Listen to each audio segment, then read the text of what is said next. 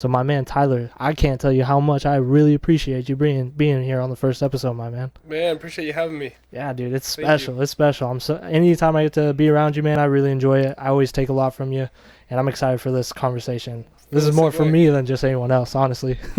Appreciate it, man. Thank you. Feel the Yes, same way. man. So, give a quick intro, man. Give us a little bit of background, where you're from, where how you grew up, and then we'll dive into more on the door to door and how you got into the industry and building all these organizations. Yeah, for sure. I grew up in Utah. Kind of like a lot of the people that are in the door to door industry. Grew up in Utah. Um, Youngest of five.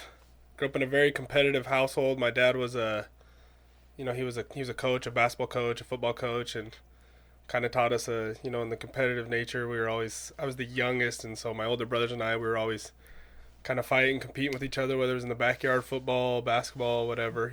But I grew up in Utah, and I've been in the door to door industry now about 15 years. Wow, So I'm man. kind of showing my age a little bit, getting up there, but yeah, I've been doing it for a while. I'm a veteran for sure. Hell yeah, So absolutely. I would say so, but killing it still and, yep, and rocking yeah, hard for real.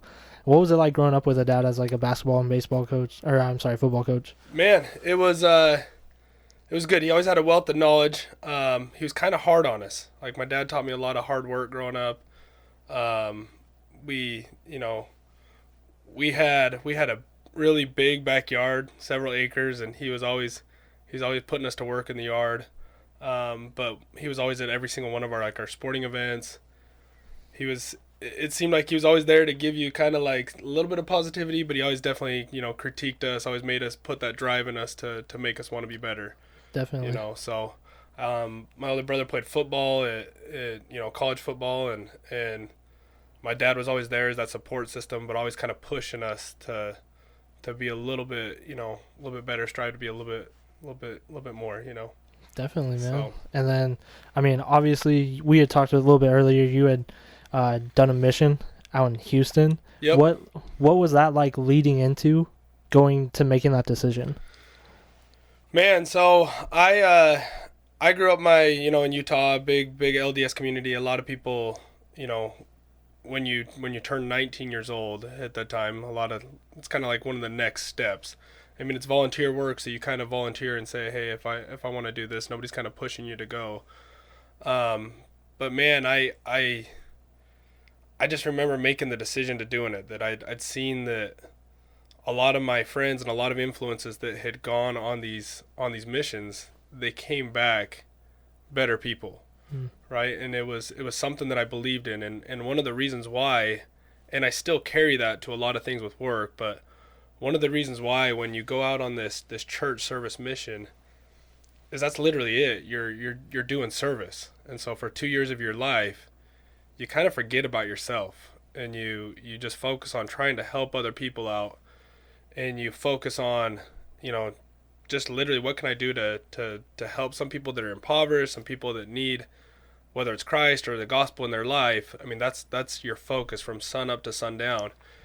And it's kind of crazy because that's where I found the most happiness Really? was when I forgot about myself and really tried to like focus on helping other people. And so it was a cool experience, man. I went down to Houston, Texas, learned Spanish. I still speak Spanish to this day.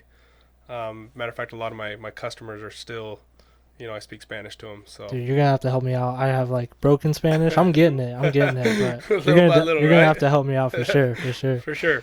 But man, I love that. Just the what you took away from that and finding your happiness and serving other people. I have to believe that just translated into like leadership, right? Absolutely. Yeah. So talk to me a little bit more about after leaving the mission. Where was your mind at? Where were you? Like, what were you going through? Man, I actually kind of wanted to follow my dad's footsteps. Like my big goal was I wanted to get into teaching. Like it was something that I actually picked up a passion from out there was by doing that service was teaching and seeing people's lives change. And that was kind of the direction and the route that I wanted to go. I thought maybe I'll become a high school coach of some way and kind of go through schooling to Right. get into teaching. So when you were going down that path of just thinking you're going to teaching, like, did you take any steps to start working towards that, or what diverted you off that path?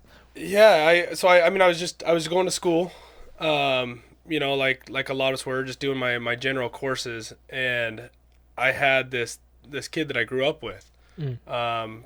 Pretty good influence. He's one of my better friends, and I mean he was always a people person, really good with people. But he went out and he did this. He did a summer sales gig. Back in the day, it was Apex. This was before APX, and then it switched to Vivint. But this is back in the Apex days. And he went out and he did the summer sales thing, and he came back and it just, I mean, he looked like he was able to afford a lot of things that it's like, that's not you, man. Like you're that's like, where are you getting this? What's going on, man? And he didn't grow up in like the wealthiest household. I mean, he grew up in a good household, but it wasn't like the dude wasn't balling out, Right. And so for me, I was like, hey, what's going on? And he's he came to me and said, hey, let's talk to you about this summer sales thing, and that was the first time that idea opened up to me. Like, what is this? What's going on? Right. How does this work? And so, yeah, that was kind of the first introduction that I had to it. Now, when you were in Houston, like serving people, Yeah. like what exactly were you doing, like as far as services, and did that translate a lot into like looking at summer sales? Yeah, absolutely, man. So I mean, like first off, like our job was to literally go door to door, like, Yeah. and I took it so serious that like I had almost like a light jog in between all these doors, like You were the moving. whole 2 years. Like I was moving. I had urgency the entire time, but it we were kind of like encouraged to have this many cold contacts during the day, like whether it was talking to strangers on the street or whether it was just going up to strangers' doors, and we had like a quick little, almost like a quick little pitch, to see if somebody would Right. be interested in us teaching them a lesson. And so that immediately, and I was never a shy person, but that kind of like started the movement of being able to like change people's lives, or get them to make decisions just by talking to strangers, right? Mm-hmm. And so but yeah, so it definitely translated. I mean, we were up early, we were out late, and constantly all day long it was either teaching lessons or helping them out with household things, or helping even kids with their studies or whatever it was that we could do, Right. do to serve them. So how old are you when you see your best friend or your friend from back then Yeah. come out of his first summer of sales? How old were you? And then when you saw him with everything, like what were you thinking about? Were you initially like, I gotta see what this is about? So I was 22 at the time, and yeah, I mean at that time I was just like, I mean, I was kind of like a lot of 22-year-olds. I was going through schooling, but I was like, I don't have money, like, and obviously, as money's not where happiness ultimately is, but it's a means, right? And so Right. I was like, yeah, I mean, I need to get through schooling. Like, if I could do this kind of summer gig and go make good money with it, why not look at it? And so I actually convinced him through talks, hey, we need to go back to Houston.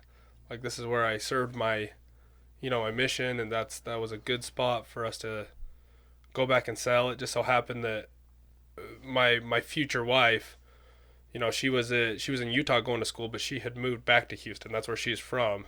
Okay. And I had met her family while I was doing that 2 year service, and so I convinced him, hey, let's go back to Houston, and if you do that, I'll come back down there with you, So, but yeah, so for me it was just like, hey, let's this will be kind of the next path to help me get on that next step to maybe teaching or coaching or things like that. Right. So you looked at it more of a stepping stone to get where you were looking to go. Yep. Absolutely. Didn't have any vision as a career yet. Yeah. Okay. Absolutely. And describe to me what that first year was like for you.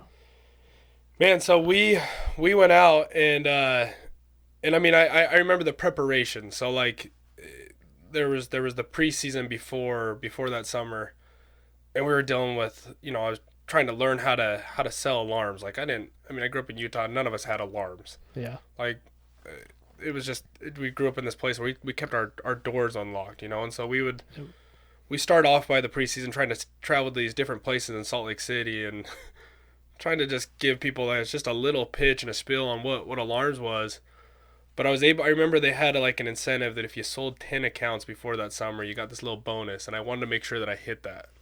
And I did, and so it kind of like propelled me to have a little bit of confidence to get out for the summer to go and be successful. But so went out there, and we did, and in Houston, so I came out, and yeah, I mean, the first couple of days, I remember I didn't actually get a sell in my first couple of days, and I was kind of like, this is these are hot days. This is Yeah. a different people, different climate. I mean, the same thing that we all go through, like the mental battle, right? Right.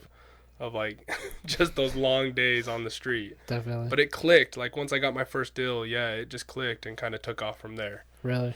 What do Yeah. you like? Do you think the deal specifically was the thing that clicked, or something in your mind clicked where it was like, this could be it? Yeah, I mean, so for me, there was a couple things. So the deal was the first thing that clicked, Right. right? And so just that confidence, right, of just knowing like, hey, I got a deal, I can do this. And then the competitive side of me came in Yeah. after that. Like it was like after I got that first one, the thing that I always was doing was looking at the leaderboard. Like the company that we worked with at the time, they had a cool leaderboard on online, and I was constantly looking at that, and I always wanted to see my name at the top. And so the competitive side of what I grew up with, whether it was those things that I said my dad instilled in us, or my older brothers beat me up every once in a while, and me trying to beat them in basketball games or whatever it was, that came back, and it was like, Right. I'm not going to let anybody beat me, and so that came back. And then it just so happened that the office that we were a part of up to that point was the highest selling office, that we'd heard of, in alarms. Like we sold over 4,000 accounts in that summer, and it was a lot of it was people that I ended up recruiting, and a lot of it was, I had a very successful summer, and that's where it started shifting to me from, hey, maybe this is a summer gig to something that I can actually, you know, make Right. a career out of this. Right. So And how long did it really take for that like initial like transition of like, yo, this really is a possible career where I can make really anything, create anything. so it was. I mean, it was like at the end of the summer, they came to myself and some of the top performers and said, hey, like here's some opportunities for management, Mm. and I looked at this guy that had recruited me, and I mean, you can imagine, the commissions that were available for 4,000 plus accounts for alarms, and I was, looking at him going, geez, I want that. I want to be able to do what he just did. You know, I can go manage. I can run teams. I can, Yeah. I can be just like him. And so for me, it was like a shift of, all right, let's go and let's start building teams. And that's what I prepared to do for the next year. Now, in that year when you had that shift to start building teams, you had a vision of where you were headed, right? Yeah. Like, what trials and what tribulations and challenges were you facing through this new venture of leadership and building teams? And So I came back after that summer with a lot of excitement. And one of the trials that that I faced is I immediately came back, and then just like a lot of people, I was like, let me go hit up some of my warm contacts, and my biggest thing was I'm going to go recruit a lot of my friends, because we were young, 22, 23 years old, all of us kind of like looking for what our career was, or how do we make the next dollar. And a lot of them had seen, just the success that I had just had. But one of the big things is that next year we went out to go sell. I end up opening up a team in Miami that next summer, and we went out and we had a really successful summer. Not quite the 4,000 accounts that we had the previous year, but by all means it was a successful team. mm-hmm. And for whatever reason, in that alarm company that I worked with, they ended up going out of business. There was actually kind of a weird Ponzi scheme kind of thing going on Really, with the company. But a lot of us, and this was kind of one of the biggest challenges, is I was recruiting a lot of my best friends, and a lot of them, their paychecks started to kind of get messed with. yeah, And and when people's paychecks get messed with, it's kind of a weird thing to overcome. Like, how do you? I mean, there were some friendships that was like there were some trust issues after yeah. that, I and could so imagine absolutely. it was kind of definitely a time that I had to look myself in the mirror, and and decide, hey, do I want to keep doing this? Is this something that I want to continue to push through? Right. And what kept you pushing through? Man, one thing that always kept me grounded. Good question. One thing that always kept me grounded that I was able to go back to was I was always able to look at myself and say I absolutely worked as hard as I possibly could, Mm-hmm. and I did my best to serve people, and I was always as honest as I possibly could. If things happened where it was out of my control, with the company, and if people's checks were kind of getting messed with a little bit, like I did everything that I possibly could at the end of the day to always go to bat for those guys. And I always try to put them first, and made sure that at the end of the day I knew I was completely honest and upfront with them, and I did all that I could. And so for me, I knew that it could work, but I knew that I could feel good about my work because I knew that I was being, honest and upfront with those people. That definitely is a good way to stay grounded, I would say. Yeah. What after that initial company, had the gone out of business, what was the next move? Man, so we so this guy that got me into alarms, we kind of balanced between we went to another company, shortly after that, and went and opened up, different markets for them, but we kind of bounced through the industry. There was a few different companies out there, selling at the time. Gotcha. And when you were in alarms, how long were you in alarms for? How many years again? 7 years. 7 years? Yeah, 7 years. Man. And how many different organizations do you think you built in that time? So organizations, you mean like as far teams? As like teams, offices? Yeah, man. So the second time, what ended up happening was I just didn't want to put that control in a company's hands anymore. And we had another experience, and people that have been in kind of like door to door, there's certain companies that seem like they do a good job. They're honest, and they make sure you're paid out, but there's other things that it seems like there's games that are played. Right. And that happened to us again.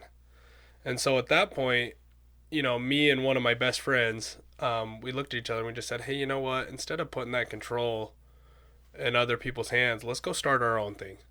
Let's go do this so that we can do it right, and we can make sure that guys are paid what they need to be paid, and make sure that control is back on us. Right. That if checks aren't being made, it's at the end of the day, it's on us. And so decided to go give it one more shot, but this time we were going to go do our own thing, and we were going to go open up our own business with it. How was the initial startup on building that? Like, what was I'm sure there was a lot of sleepless nights. Oh, man. Like, yeah. A lot of trials, a lot of, probably trying to figure out where to put money in certain situations. What was it like? Put me in your shoes during that time. Man, there's definitely nights that you're up at 3 or 4 in the morning, on phone calls, researching things. I mean, trying to figure out how to build websites, trying to figure out how to create legal agreements and documents, and work out different funding and payroll processes. So yeah, there was a lot of sleepless nights, but it was cool, man. It was like, I would never take that experience back. It's funny because I look at kind of some of the places I'm at now and the different states that I cover, but those sleepless nights, like those nights of the end all being on you, I think has kind of propelled me to help me get to some of the places that I'm at now. Like, I wouldn't take that back to know the back end of what a business is, and the back end of what it takes to run a business. Definitely. Did you feel like you had I wouldn't say culture shock, but just like a realization of like, whoa, I'm taking on a lot here? Yeah, absolutely, man. Yeah. It was, being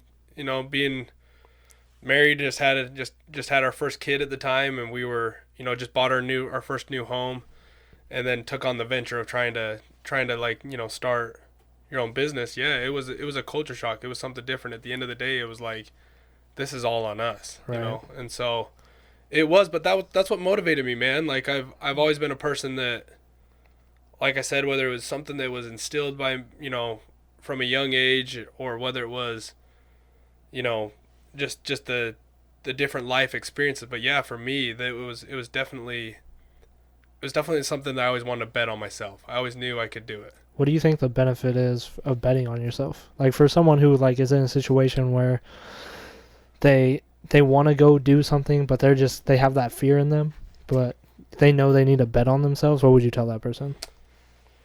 Yeah, man. I mean, the reward.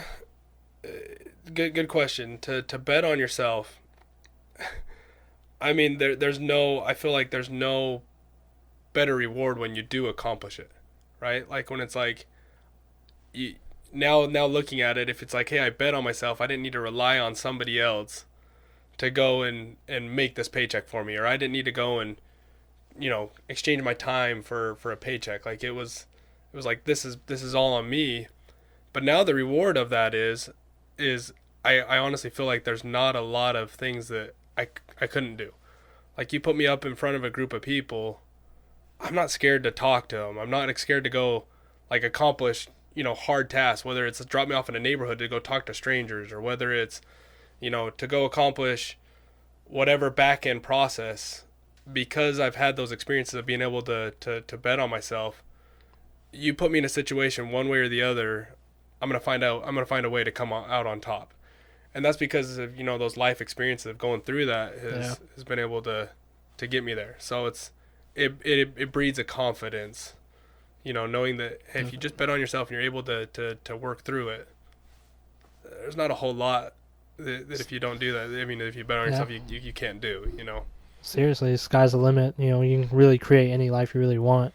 One thing I wanted to ask, when you were transitioning into understanding that you didn't want the control in a company's hands and you wanted that full control, when you were battling, like, understanding, like, what was within your influence versus what was out of your control, like, how did you, because there's so many things as a business owner, right, that are going to be out of your control, like with people, employees, and what you're able to influence. Like, how did you feel like you were managing that, and like what things did you feel like were out of your control that you always try to keep in control?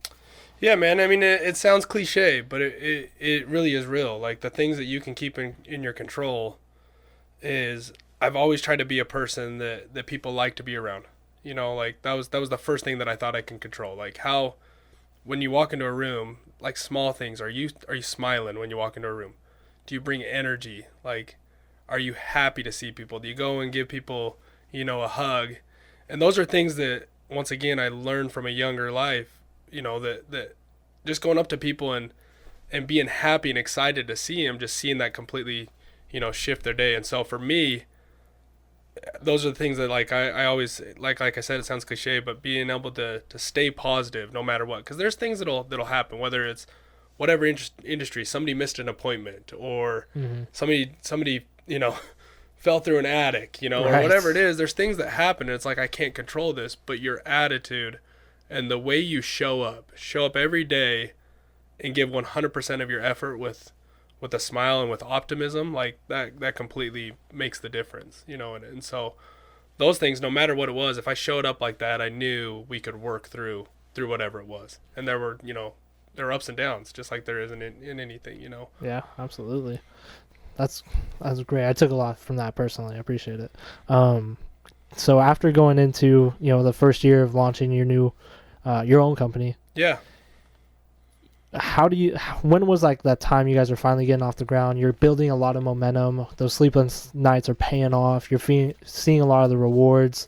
Like, what's your mindset going like, and when was that time frame looking like? Yeah, man, I don't know if we ever full transparency, I don't know if we ever made it, man, from like doing our own thing, of where it's just like, man, I got ease of mind. I'm sleeping okay, like, I always had the mindset that if there was, if there was good funds that were being made into the company, we had the faith to put it back into the company, or we had the faith to put it back into our, our sales reps, and hopefully have that pay off, and so there was never, like, a day that running my own thing that I was laughing my way to the bank, that it was just like, oh my gosh, this is amazing.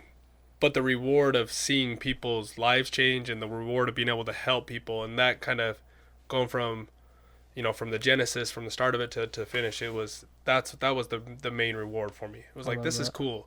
I don't feel like I'm working for somebody else. This is kind of my baby, and we're able to change lives and help people out from that. So I love that. I don't know if there was ever a time that it was just like, we can put this thing in cruise control, Just kept full force. Yeah. I love that, because it sounds like it was just, you were operating from something bigger than you. It was just all the people and lives you were changing. Absolutely. I feel like that definitely kind of just keeps you going. There's no reason to stop. 100%. Yeah. Nice. So how long were you guys operating, and, like, what was the transition out of that? What was everything like after that?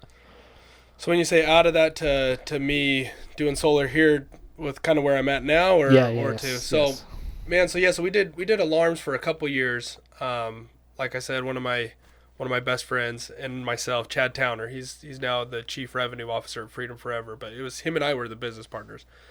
And my older brother, there was kind of like a shift in a lot of people looking from going from alarms to solar at the time, and this is like 7 or 8 years ago. But my older brother had started a solar sales company, and he was kind of always in my ear, in the 2 years that I did alarms, but he's kind of always in my ear. Hey, come check this out. Come check out solar. And I was always kind of a person that put my head down and focused and said, no, I'm okay. Like the amount of times that I rejected the guy on texts or phone calls, like, hey man, I'm good where I'm at. And he just kept kind of being persistent. Hey, come check out solar. I promise it's kind of the next big thing. And so for me, what ended up happening is he ended up convincing me to go out to California to kind of check out the solar operation that he'd kind of built up on the sell side. And for me, I went out there to California kind of almost like to do him a favor. I felt like it wasn't like fully like, yeah. But I told him, hey, I'll have like an open mind, and worst case scenario, we'll go have fun in California, and that's where he was selling at the time. And so went out there, and I immediately fell in love with like the solar cell. The first house we went to, he ended up selling it, and just kind of observing it was just a different cell. It was a cell that was cool for the homeowner, it was cool for the sales rep, and it just seemed like it was like the first product that was a total win-win. Like, we're saving this person money, we're doing a good service for their house, but it was something that was really beneficial for the sales rep. Right. And so for me, that's where kind of the light bulb shifted, where it was like, man, we can actually sell this. This is actually cool. Now, when you saw that vision, right? What was the next step for you? Where did you see that vision going for yourself? So originally I honestly think it was kind of a mistake at the time, but originally we said, hey, we'll keep our alarm division of our company, and that was primarily in Texas. And then we said, well, let's open up another division. So we opened up a separate entity, and we said, let's open up that division for solar. And originally we said, let's try and juggle both of these. Like, I was kind of more hands-on still with the alarms, and then Chad Towner, my business partner, he moved out to California. Really? And he was like, hey, he was a little bit more involved initially with the solar. And so we kind of tried to do both of them at the same time. I gotcha. So I'm assuming the juggling of it is where you feel like the mistake was? Yeah, a little bit, man. It's a lot of people talk about, like, and you see it in a lot of things where, hey, I've got to sell this, and everybody tries to sell all these different things, but it's better just to master one thing, in my opinion, and do it really, really well and become the best that you possibly can at that. And so for us, I mean, buying equipment for alarms and making sure that technicians were getting jobs installed and motivating sales reps, but then spending half of your time trying to build up sales teams on the solar side and build up payroll processes. We're kind of starting to spread ourselves too thin instead of mastering one thing and just choosing a side and really dominating that. Do you feel like for someone that may be struggling with that, like having multiple different avenues, do you feel like the best thing is to decide the one thing just to focus on completely? I mean, definitely, if you're trying to master something, unless you go all in on that, and unless you become obsessed with it and you give your full honest effort on it, it's going to be really hard for you to master that, right? You have to be obsessed with that one thing. And once you kind of master it and you become like you hit this plateau where you're able to sustain that success, then I feel like you can kind of start, like, venturing out and maybe doing different investments or focusing on different things. But to get there, there's some peaks and valleys, and you've got to work, you got to be fully focused on that to make sure that you can get there. How was it for you navigating a lot through those peaks and valleys? Like, what was the thing that just you were able to keep through the valleys all the way up to the peaks?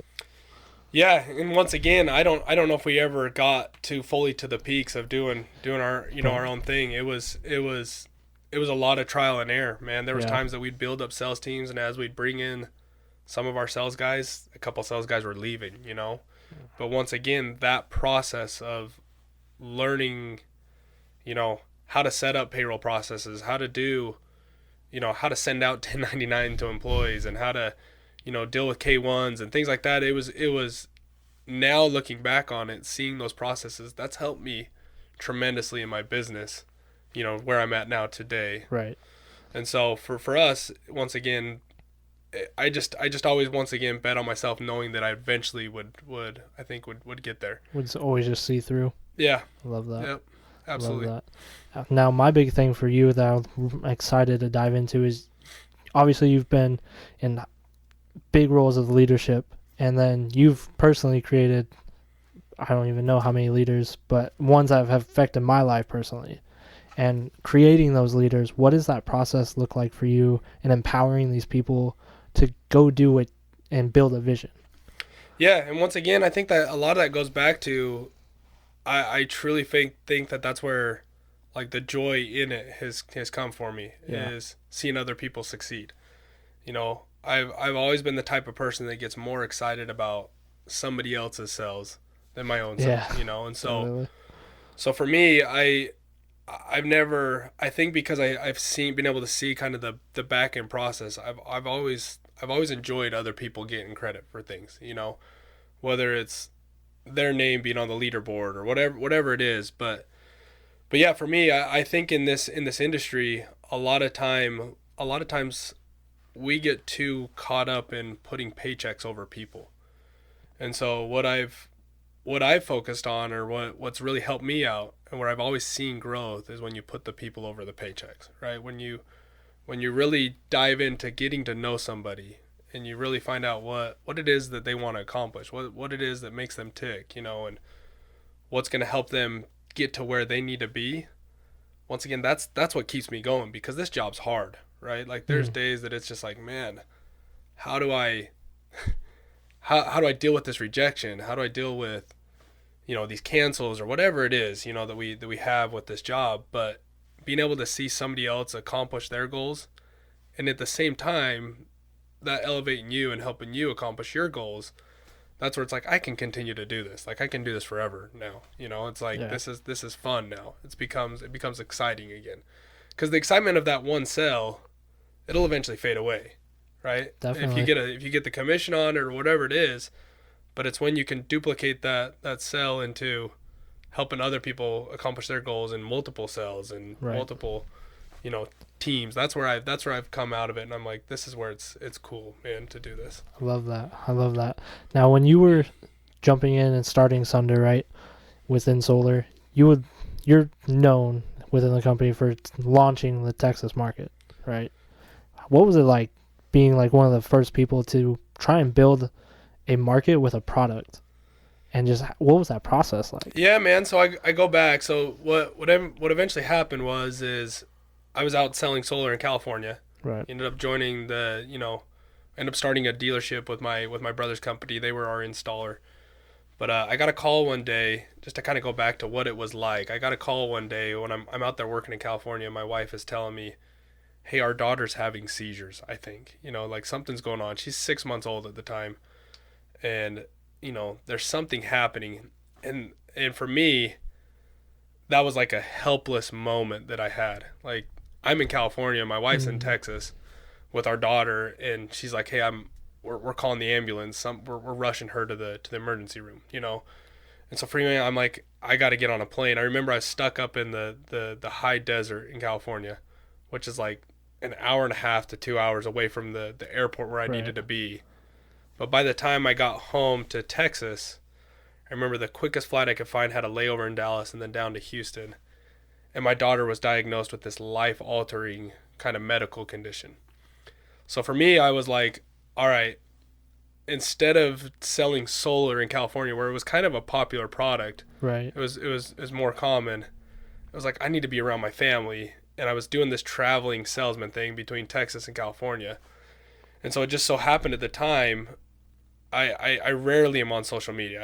I'm not a huge social media guy, but I got on, and one of my really good buddies was saying, he'd been selling solar up in Dallas, and he was saying, hey, we're opening up for Solar City, we're opening up Houston, and we're hiring leaders, we're hiring managers. And it was kind of ironic, because I was like, I hadn't been on social media that often, but that was like one of the first posts that I saw. Right. And so I was like, man, I actually would love to stay in solar And at the time, like this is 7 years ago, I didn't think there was really much going on in Texas in general with solar. Like it was, you just never saw it, and you never heard of anybody selling it or anything like that. And so I called them and said, "Hey, let's figure this out. What do I need to do to get it going? How can I be the guy that launches Houston for you?" Wow. So that's what eventually ended up happening for Solar City. I ended up being their very first manager hired in the Houston market, for the door-to-door side on that. Wow. Now, I have a daughter, so I couldn't really imagine like having that happen with my daughter and just trying to build something as well and just trying to manage that. Like a life-altering, you know, diagnosis is, that's a life-changing thing for everybody. Yeah. Like, touch on that, man. Like what were your what was your mental like? What were your emotions like? Where were you keeping yourself grounded in? Man, it at times you felt helpless. Like there's no moment that you feel more helpless than seeing your child have a seizure, right? Like and you can't stop it, right? Yeah. Like there's times that you just look at it, you're like, man, what do I do? Like there's no medication that can really stop this. Like we got to rush to the hospital. What do we do at this time? And so, but once again, it went back to, if this girl's going to get the medication that she needs, and if my family's going to be, going to be able to be taken care of, it comes back to me. And so there was no other choice. Like it didn't matter that it was a new market. It didn't matter that I wasn't used to selling solar in Texas. Like all that went out the window. It was like, all right, I've got a bigger purpose now. Like how do I focus and help these people out that are so much in need? And come hell or high water, I'm going to make it happen. Wow. And so that was kind of like, it was once again another moment that it's like you can't think about yourself, right? Yeah. It's whatever we need to do to make this work, let's go make it work. Now, man, that's just crazy, man. That is crazy, and I respect you so much for that. As you're building this market, dealing with all these things with your daughter, you're starting to see this market build, and now you're building up teams, you're building up organizations. What's your next moves as you're building these teams and organizations? Like, how's that looking? Like, what are like the day-to-days like? Yeah. So it was literally ground zero. So for us, it was like, how do you make sales in Houston? Yeah, how? We didn't know, right? It was like, how do you go through permitting? We got to figure it out because there's never been jobs sold, right? Like literally, this company had never sold jobs. Like I remember getting there, and Solar City at the time, they had this install map of where all their jobs were around the country, and you would see thousands of jobs in other states. You zoomed into Houston, and I remember there was one pin for a job, and I was like, okay, so there's one. That means it can be done. Yeah. And we went and we searched out that one pin, and it ended up being like 4 solar panels that were lighting up a marquee at a school. So we're like, oh, it's not even on a house. Like, okay, what do we do? This is literally ground zero, right? So for me, and shout out to my wife, man. Like I have the best and most supportive wife that'll work around the clock for our kids. But once again, it was like, I remember I started off by signing myself up, and then my wife has a cousin that he came to me and he approached me and said, hey, one of my friends is wanting to get into sales, and I know you do sales. And so like I started off by getting one recruit. Like, so I had teams that I had left behind in California, but I started off by getting one recruit. Wow. And it was like, all right, we know how to do this. Like we know how to build teams. We know how to, like, I got to go show and prove the model that it can be done. And then I got to show that he can do it as well. And that kid's still working with me, today. I shouldn't say kid, that man, he's got a wife and a kid as well. But yeah, 7 years later, we're still working together, and, one of my best friends. So Love that. What was your biggest takeaway through that challenging time, and just that time of like building something so like you didn't even know how to do it. You just had to trial and error it. Yeah. For me, once again, it was there's no other choice. Yeah. Right. So you hear the stories, and this is literally what it was for me. You hear the stories of, like, burning your ships, right? Like when the Spanish invaded, Yeah. Mexico, they burnt their ships. Like that's literally what it was for us. It was like there's no other option. Like for me, it was I moved back to Houston. I didn't have job applications out there. I didn't have Plan Bs or anything like that. It was like I've done this for 7 or 8 years. I know I can make it work, and it actually was a struggle. It took me a little bit over a month in Houston to get my first sale, probably about a month and a half to get my first sale. And the very first sale that I got, shortly after getting it, like 2 weeks into the process, we ended up finding out it was out of their sales territory. So like we're celebrating this first sale that we got, thinking that, oh man, this is gonna be like we finally proved the model, we can do it. And then they came and said, hey, we're got to DQ this model. It's or this home. It's actually out of the Can't go in Houston territory that we had, set up for it. So, but once again, I think that was the biggest thing. There was I think a lot of people, if they get into sales, they've got these backup plans. They've got these things that are holding them back. Well, if this doesn't work out, maybe it's this, or maybe it's this. And for me, it was just like there's no other option. And it wasn't just on me. It was this kid that I brought into it. It was my family. There was no other way to make it, other than I have to be successful. Definitely. Now getting into that, just burning the bridge and making sales the thing.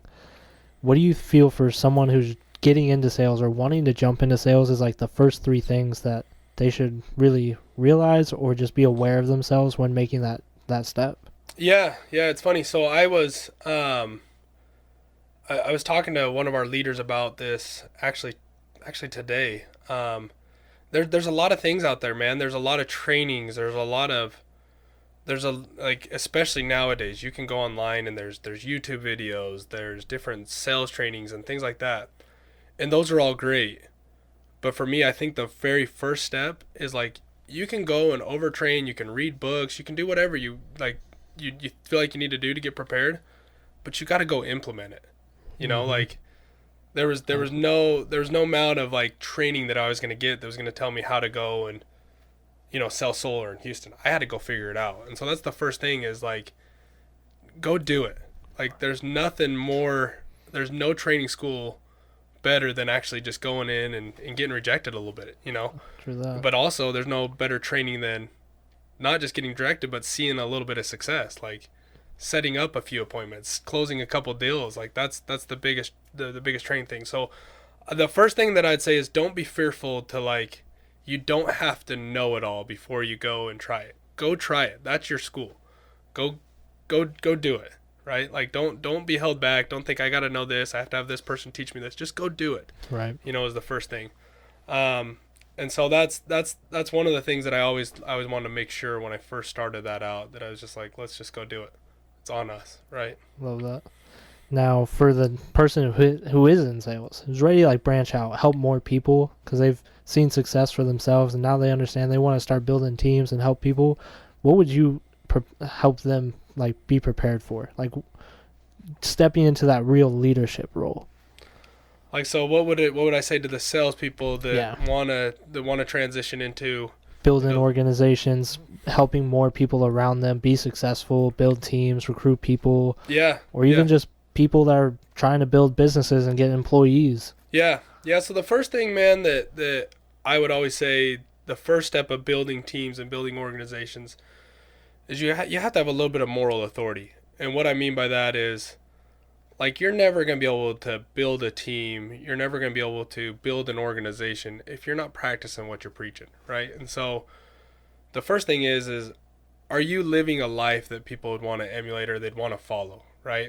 And then are you working hard? Are you practice, like if I tell you, hey, let's go out and go make some sales, or let's go and let's try this new thing. Am I doing it myself, or do you think that I could teach you or coach you how to do that? I certainly can't if I'm not doing that, right? And so that's the first thing. If you're gonna do that, and you say, hey, I want to make the transition from being a sales guy to a leader, man, like, what is a leader, right? You're somebody that is leading, and what would make people want to follow you? Well, you got to be practicing that what you're asking them to follow you to do, right? There's no mistake that of the manager. Like, everybody talks about it, the manager that hey, come follow me because of my title. Like, guys aren't confused by that. They're nobody's going to follow you because of a title. They want to follow the person. And so I've always known that. And once again, whether it's my competitive nature, whatever it is, it's like, hey, if I'm going to ever make this transition into leadership, I've got to be the hardest worker in the room. I've got to be the person that they always know, like, there's something behind why he makes those checks, or there's something behind why he's able to, like, build teams, because I never have to question if this guy's working hard or not. Right. You know, so that'd be the first thing I'd say. If you want to go be a leader, be vocal. First off, go ask about it. Like, what do I need to do to be a leader? Go tell your leader you want to build, you want to grow. Like, put it out there, let them know, and then go make the next steps, which is be the hardest worker in the room. Like, as cliche as that sounds, be the first person that shows up, be the last person that leaves, right? Mm-hmm. Be the one that's vocal, be a team player, right? Like, nobody wants to follow the guy that's just on the sideline, never talking, never vocal, right? Right. You want to be that person that's energetic, that person that's positive, because once again, that smile, or whether that's that positivity, people gravitate towards that. So be that person that people would want to follow. Nobody ever wants to follow the negative guy. Yeah. Nobody ever wants to follow the dude that's like he's up and down, he's not consistent. Right? So that'd be the first thing. Vocalize it to your leader. What do I got to do to get there? Let them know that that's your desire. That's what you want to do. And then go take it. Mm-hmm. How do you take it? Be positive. Be the person that's working the hardest in the room. Prove yourself. Why do I deserve it over this other guy? You know? And if he does get it, congratulate him. That's part of being a leader. Yeah. Being happy for other people. Definitely. You know, and so, but always, I think your time will always come if you do that. And that's your goal, your desire. I love that. I love the word you use too, is desire instead of want. Yeah. Like, I feel like those two terms they think people coincide with them, but want is way different than a desire. Wouldn't you say? Yeah, absolutely. What would you say the difference would be? Between desire and want? I mean, if you're desiring something, nothing's going to stop you from getting it, right? Like, I mean, for me, like, if I truly desire to make this happen, I'm going to go make it happen, right? Like, definitely. that's what I think about. That's what I crave. That's what I'm trying to go for and get. And make sure that everything that you're doing aligns with what you're trying to get, right? Exactly. I love that. What has been your biggest, like, takeaway from the door-to-door industry, that life lesson that you've learned? Top 3 if you have some, or whatever the biggest one is. Door-to-door, it's crazy. It's funny. It's weird what we do, man. Like, we go and we talk to strangers every day, and I would say there's no industry like it that has taught me life lessons. So you asked me, like, what's my biggest takeaways? Man, it's door-to-door has taught me literally to be a better husband, to be a better father, you know, to be able to deal with life's challenges, because we all have challenges. It's life. Like, you know, I don't know too much about, you know, your life. You know, I'd love to get to know more, but I know you've had challenges in your life, right? Oh, like, yeah. Nobody's life's perfect. I mean, I've had cancer before, you know, my daughter's had, you know, these medical issues, you know, and whatever it is, door-to-door has taught me that you can work through that, and you can work through it with positivity. And then if you do work through it with positivity, you'll come out so much better on the other side, right? Definitely. And it'll be more rewarding. So I would say, I mean, I don't know if I could pinpoint it to, like, the top 3 things, but I will tell you that it's, like, in a lot of ways, door-to-door has calloused my mind to not get too emotional about the life, like, you know, life's hardships, because they're gonna come. Definitely. Like, you know, they'll be there for, you know, for the next several years. I mean, we all will, but your mind gets almost kind of like callous to know, like, hey, don't get too emotional, don't get too high over this, don't get too low over this. Like, you can do it. You can be positive. You can work through it. And once again, you learn that through door to door. Whether it's, I signed up this guy and I'm so excited, but then he canceled, right? And then you have to learn to keep going. Yep. And that translates over into life. And I love it, the way you phrase it is just callous in your mind. I love that. That's huge. What was your mind like when I didn't know you had cancer? What year was that? What was that? Like, Yeah, that was actually the first year I was doing my own alarm business. Man, that was back in, I want to say 2013, 2014, somewhere around there.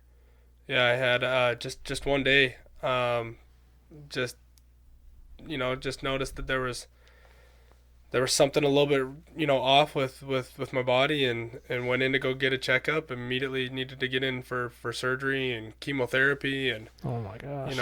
and it was just like an unexpected thing, right? That Mm-hmm. happened. So I mean, it wasn't that it was anything that's like a big deal. A lot of us have medical issues, but once again, I think the reason why I was able to come out of that better was honestly a lot of it was because of the things I learned with door to door. Was like, Yeah, this is another challenge, but I've overcome a lot of challenge. It's not a big deal. Like, I'm gonna, I love that. I'm gonna kick cancer's butt. Like, And you and it did. was, yeah, Yeah, it wasn't that, and it's not that way for every single person. Obviously, there's different types of cancers, but for me, I think your positivity with that, you know, it made the end result a lot better. absolutely. For sure. Definitely has a hand in it for sure. Yeah. Man, Tyler, I seriously can't thank you enough, man. This has been such a great conversation. I took so many nuggets. I mean, if you want to leave anything off that you want to say that maybe we didn't touch on, man, feel free. No, man, I just appreciate the invite. Anytime that you guys, need any help, or you need you want to have a conversation, I'm Oh, always open to doing that. And I appreciate the invite and coming down. This is such a cool team and a cool thing that you guys are putting together, and so I appreciate you invite me and get me to share, or at least allowing me to share, part of my story. So I appreciate that very dude, much. it was great, man. Took so many nuggets. Again, first episode was great. I can't tell you how much I appreciate you. Cool, appreciate you, man. Love Thank it, you. man. Guys, have a good one.